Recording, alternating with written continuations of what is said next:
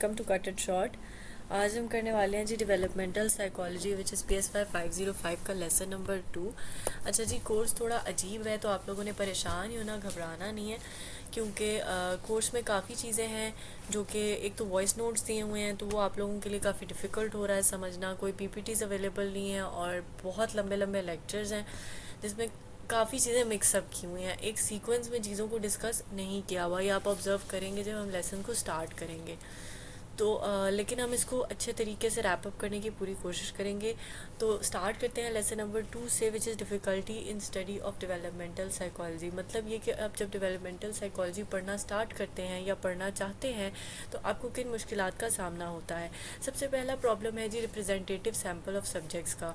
मतलब ये कि आपको हर एज इवन मंथ्स के हिसाब से भी आप लोगों को देखनी होती है डेवलपमेंट, बच्चों की, बड़ों की, एक एक छोटी छोटी चीज़ को आपने स्टडी करना होता है। उसके लिए एक रिप्रेजेंटेटिव सैम्पल ढूंढना इज़ वेरी डिफ़िकल्ट, क्योंकि मुख्तलिफ़ रीजन के बच्चे, मुख्तलिफ़ आबो हवा में पलने वाले बच्चे, सबकी डेवलपमेंट चीज़ें बहुत एक दूसरे से मुख्तलिफ हैं।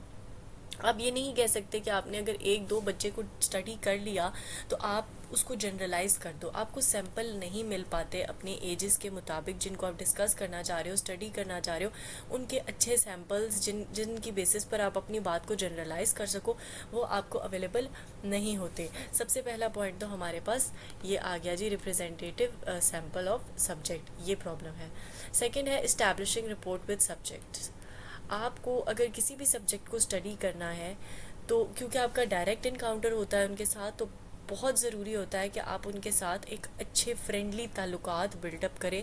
क्योंकि अगर आप उनसे कुछ जानना चाह रहे हैं, उनके कुछ एक्सपीरियंसेस को जानना चाह रहे हैं या उनके बारे में कुछ जानना चाह रहे हैं, they will not going to tell you about anything. वो आपकी हेल्प नहीं करेंगे, आपके साथ कोऑपरेट नहीं करेंगे जब तक उनके आपके साथ कोई अच्छे ताल्लुकात बिल्डअप ना हो जाएं। कभी भी स्ट्रेंजर्स को वो आप कह लें कि उनके साथ वो कोऑपरेट नहीं करते, और आपके पास इतना टाइम नहीं होता कि आप हर एक्सपेरिमेंट के, हर सैंपल के, हर बंदे के साथ एक अच्छे ताल्लुकात को कायम करें और उसको बरकरार भी रख सकें। Then we have methodological obstacles. क्योंकि अब जी मेथडोलॉजिकल ऑब्स्टिकल्स किस तरह आ जाते हैं कि हम तो पढ़ते हैं डेवलपमेंट आपकी इंटेलिजेंस की भी, आपकी फ़िज़िकल भी, आपकी इन्वायरमेंटल भी, सोशल भी, हर तरह की हम आपकी ग्रोथ और डेवलपमेंट को देखना चाह रहे हैं, परखना चाह रहे हैं, जिसमें मुख्तलिफ साइंस की फील्ड्स इन्वॉल्व हो जाती हैं।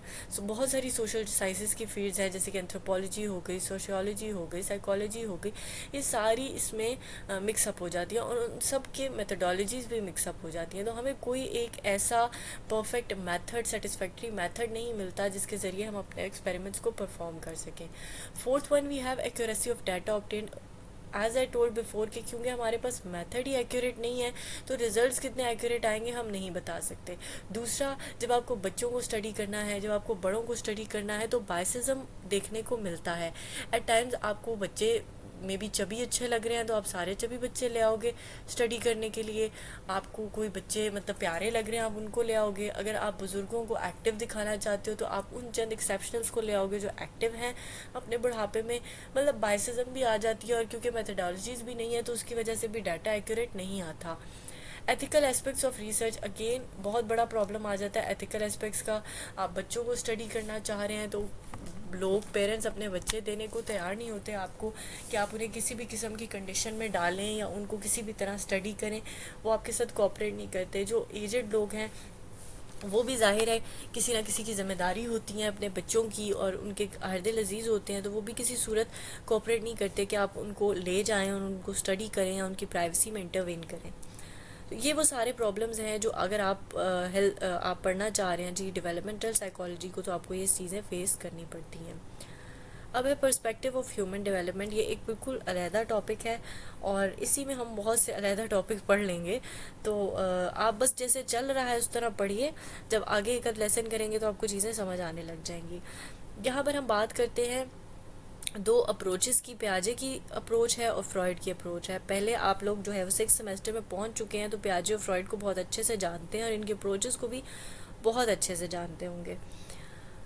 आपको पता है कि फ्रॉइड ने अनकॉन्शियसनेस के बारे में बात की है। इन्होंने कहा कि हमारे अंदर कुछ हमारी जो डेवलपमेंटल प्रोसेस है वो साइकोसेक्सुअल डेवलपमेंट होती है, और इसके इन्होंने कुछ हमें स्टेप्स भी बताए, कुछ स्टेजेस भी बताए। इन्होंने कहा कि हमारे मुख्तलिफ टाइम पीरियड में हमारा प्लेयर जोन डिफरेंट हो जाता है, जिसका इस्तेमाल करने से भी फाउंड प्लेयर लाइक पहले हमें माउथ का हम यूज़ करते हैं फीडिंग के लिए, खाने के लिए, सक करने के लिए, तो वो माउथ हमारा एक आप कह सकते हैं कि एक प्लेयर हो जाता है। Then anus when we have to pass the stool, तो वो एक रिलैक्सेशन जो है वो हमें प्लेयर देती है। And then we have genitals में जब आपकी सेक्सुअल डिज़ायर्स जो पैदा होती हैं उनकी फुलफिलमेंट आपको अच्छा महसूस करवाती है। तो ये सारी जो चीज़ें हैं ये इन्होंने बताया कि आपकी जो प्लेयर होता है वो from part two part move करता है, और उसकी फुलफिलमेंट आप करते हो डिफरेंट स्टेजेस में। स्टेजेस क्या है इनके बारे में बात कर लेते हैं जी। सबसे पहले है oral stage which is 12 to 18 months। इसमें बच्चा जो है वो माउथ ओरिएंटेड काम करता है, सकिंग कर ली, ईटिंग कर ली, माउथ उसका जो है वो प्ले पॉइंट होता है। Then we have anal stage में उसको वॉशरूम ट्रेनिंग करवाई जाती है, जिससे ऑफ कोर्स नैपीज़ वगैरह से बच्चे को एक इरिटेशन फील होती है, and when he knows the right way to do a specific thing तो उसको भी रिलैक्सेशन और अच्छा फील होता है।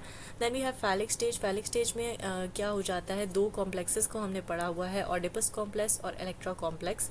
ऑडिपस वो होता है जब बच्चा, एक लड़का, माँ की तरफ एक सेक्सुअल अट्रैक्शन फील करे, और इलेक्ट्रा कॉम्प्लेक्स होता है जब बेटी बाप की तरफ एक सेक्सुअल अट्रैक्शन फील करती है, और बेटा बाप की जगह लेने की कोशिश करता है और बेटी माँ की जगह लेने की कोशिश करती है। वो चाहते हैं कि बाप उन्हें माँ से ज़्यादा प्यार करे, और माँ जो है वो, लड़का चाह रहा होता है कि बाप से ज़्यादा मुझे प्यार करे। लेटेंसी स्टेज जो है वो इसमें हमारे पास क्या होता है कि बच्चा बड़ा हो रहा होता है, अपनी एक्टिविटीज़ में पार्ट ले रहा होता है, अपने साथ के सेम जेंडर के लोगों के साथ दोस्ती कर रहा होता है, ग्रुप्स बना रहा होता है।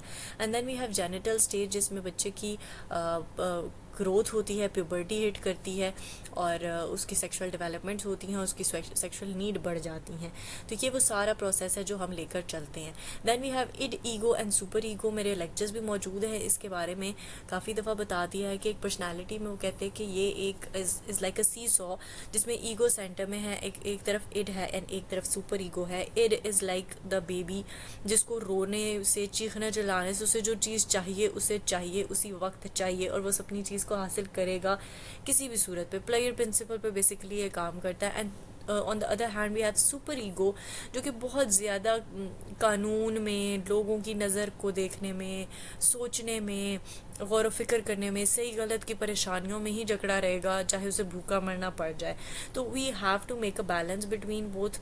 अगर इनमें से कोई भी हावी आ जाए तो प्रॉब्लम्स हो सकती हैं, इसलिए ईगो मेंटेन करके चलती है आपके प्लेयर को भी, और ना ही कि आप बहुत ज़्यादा गौर व फिक्र में पड़े, एक नॉर्मल बैलेंस लेकर अपनी लाइफ में चल सके। तो दैट इज़ ईगो। इस बात को यहाँ पे डिस्कस किया हुआ है, और आप लोग भी इन्हें काफ़ी दफ़ा पढ़ चुके हुए हैं। तो हम आगे चलते हैं जी। प्रीनेटल डेवलपमेंट को हम डिस्कस करेंगे। अब आप कह रहे होंगे कि प्याजे कहाँ गए हैं जी। प्याजे आएंगे अब 4th लेक्चर में आपके पास, ठीक है। थोड़ा सा इन्होंने अपनी मर्ज़ी से चीज़ों को मोल्ड कर दिया हुआ है, तो आपने कंफ्यूज नहीं होना। आप अपने नोट्स बना लें, अगर इफ़ यू फील लाइक कि मैं इस तरह पढ़ना चाह रहा हूँ तो आप एडिटिंग कर लें या हैंड राइट कर लें, जैसे आपको बेहतर लगे। अच्छा जी, प्रीनेटल डेवलपमेंट होती है जब माँ औरत एक कंसीव करती है, और उससे जो 9 मंथ्स का जो टाइम पीरियड है जिसमें बच्चा बनता है, वो प्रीनेटल डेवलपमेंट होती है।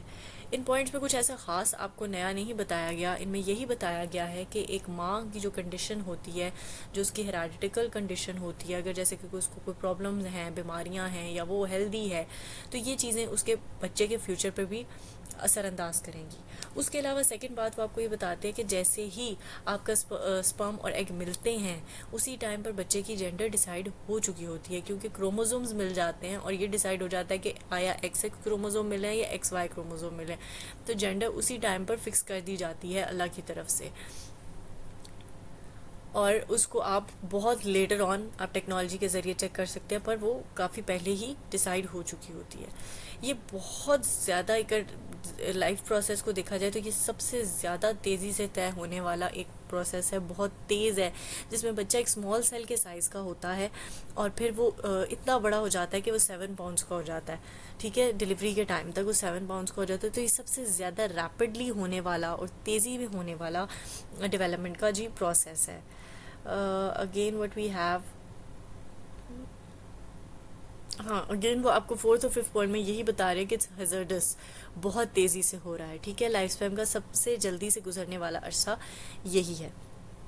सिक्स पॉइंट में वो आपसे कह रहे हैं, सॉरी, कि अगर माँ के इर्द गिर्द का माहौल अच्छा नहीं होता, अपसेटिंग होता है इमोशनली, अगर उसको अच्छी आप कह सकते हैं कि एक इन्वायरमेंट नहीं मिलता, तो वो उसके बच्चे को की डेवलपमेंट पर असरअंदाज करेगा। तो खुश रहना, अच्छे मूड में रहना, अच्छे लोगों से सराउंडेड रहना प्रेगनेंसी में ज़रूरी होता है। Body system of the new born infant. ठीक है, अब जब बच्चा पैदा हो गया तो उसकी बॉडी में क्या क्या फंक्शंस है और वो किस तरह चल रहे हैं। ठीक है, यहाँ पर उन्होंने बात की सर्कुलेटरी सिस्टम की सबसे पहले। अच्छा, ऊपर उन्होंने आपको कहा body system of the new born infant की बात की है, लेकिन यहाँ पर वो आपको डिस्कस करेंगे बच्चे की प्रीनेटल स्टेज को। ठीक है, however before birth the foetus blood circulation, respiration, nourishment, elimination and temperature regulation are all accomplish through इस connection with the mother body. ठीक है, जो अम्बिलिकल कॉर्ड होती है, सारा कुछ बच्चा उसी के ज़रिए परफॉर्म कर रहा होता है। ठीक है, और उन्हीं को डिस्कस किया हुआ है। आई डोंट नो हेडिंग ये क्यों दी हुई है, पर खैर इग्नोर करें। सर्कुलेटरी सिस्टम, जो उसका ब्लड का सर्कुलेटरी सिस्टम होता है वो अम्बिलिकल कॉर्ड के ज़रिए ही हो रही होती है, जो कि आपका जो गंदा ब्लड है या जो यूज़ नहीं किया जाने वाला ब्लड है वो, और उसके ज़रिए से साफ़ ब्लड आना और उसके हार्ट में पंप होना और उसका सारी चीज़ें जो प्रोसेस चलता है वो अम्बिलिकल कॉर्ड के ज़रिए ही चलता है। बच्चे का जो ब्लड प्रेशर है वो स्टेबलाइज नहीं होता, उसके 10th डे तक, पैदाइश के 10वें दिन तक उसका ब्लड प्रेशर स्टेबलाइज नहीं होता। रेस्पिरेटरी सिस्टम में भी बच्चा जो है वो अम्बिलिकल कॉर्ड के ज़रिए ही सांस लेता है, उसी के ज़रिए उसकी ऑक्सीजन आती है उस तक और कार्बन डाइऑक्साइड उससे दूर चली जाती है। ठीक है, यहाँ पर उन्होंने आपको बताया कि एक बच्चा जब पैदा होता है, ठीक है, तो अगर वो 2 मिनट में सांस नहीं लेता, जो कि बेसिकली जब वो रोता है तो वो इसके सांस लेने की लामत होती है, तो वो नहीं लेता तो ये एक परेशानी की बात है। अगर 5 मिनट तक नहीं लेगा तो उसको ब्रेन इंजरी का ख़तरा हो सकता है। आगे देख लेते हैं जी, गैस्ट्रोइंटेस्टाइनल सिस्टम भी जो बच्चे का है, जिसमें से उसको उस तक जो फूड आता है और जो उसका एक्सक्रीटेड मवाद होता है वो सारा भी उसका अम्बिलिकल कॉर्ड के ज़रिए ही जो मूव करता है।